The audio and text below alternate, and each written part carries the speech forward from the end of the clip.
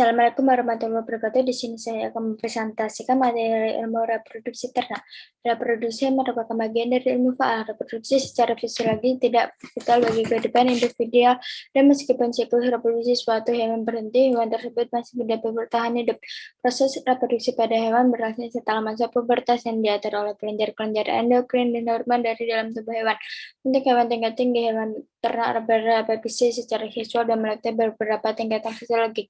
Tingkatan fisiologis yaitu pembentukan sel-sel kelamin, pelepasan sel-sel gamet yang telah berdiferensiasi secara fungsional, perkawinan untuk mempertemukan gamet jantan dan betina, fertilisasi fungsi antara kedua pronuklei, dan pertumbuhan diferensiasi dan perkembangan zigit sampai kelahiran normal. Manajemen reproduksi ternak terdiri dari inseminasi buatan, embrio transfer, chimera, dan cloning. Sistem reproduksi hewan jantan gonad yang berkembang menjadi testes sebelum mesonephros berkembang menjadi fase eferensia. Ductus mesonephros akan berkembang menjadi ductus epididymis, ductus deferens. Bagian ujung ductus mesonephros akan berkembang menjadi kelenjar vesicularis.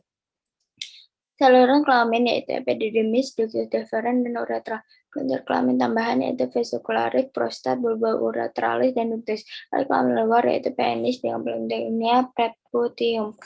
Sistem reproduksi hewan betina terdiri dari gonad, ovarium, ovid, ductus fallopi, uterus, vulva, dan klitoris. Hipotalamus adalah bagian dari encephalon yang membentuk dasar dan bagian dari dinding lateral ventricle ketiga pada otak sangat erat berhubungan dengan pituitari. Hipotalamus terdiri atas mamillary media, paraventricle nuclei, dan supraotic nuclei. Hormon reproduksi terdiri dari peptida dan protein, hormon, dan steroid. Hormon fungsional reproduksi terdiri dari primary hormon dan secondary hormon. Hipofisis terletak pada lekukan tulang yang disebut sella turcica pada dasar otak. Kelenjar hipofisis terdiri dari anterior lobe dan posterior lobe. Anterior lobe terdiri dari pars dentalis dan pars tuberculis.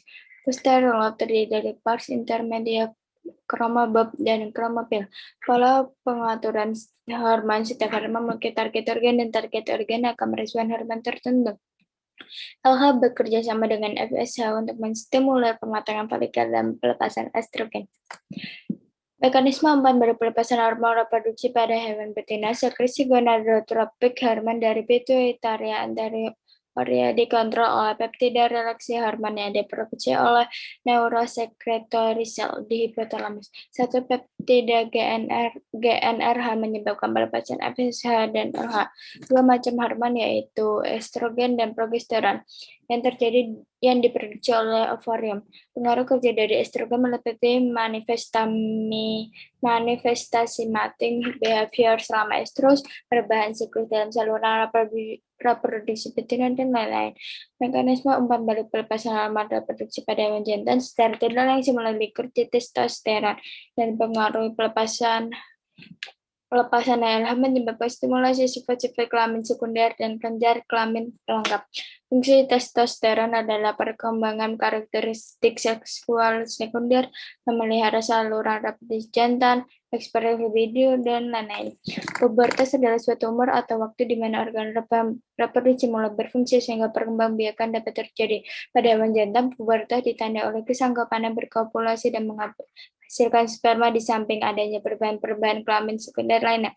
Pada hewan betina, pubertas dicerminkan oleh terjadinya estrus dan ovulasi.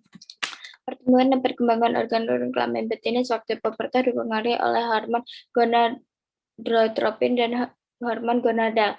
Kelenjar adenohipofisa pada hewan betina yang belum dewasa kelamin mengandung sejumlah hormon gonadotropin dalam jumlah yang relatif besar, namun tidak menyebabkan terjadi pubertas pada hewan betina tersebut. Pubertas umumnya terjadi apabila berat dewasa hampir tercapai dan kecepatan pertumbuhan mulai turun. Umur dan berat badan hewan sewaktu timbulnya pubertas berbeda-beda untuk tiap spesies, dipengaruhi oleh faktor genetik. Pengaruh lingkungan estrus sering terjadi pada umur yang rendah, sehingga kalau dikawinkan dan terjadi konsepsi, maka kelahiran akan berbahaya karena ukuran badan kecil dan tumbuhnya belum berkembang dengan sempurna. Terima kasih, sekian dari presentasi saya. Wassalamualaikum warahmatullahi wabarakatuh.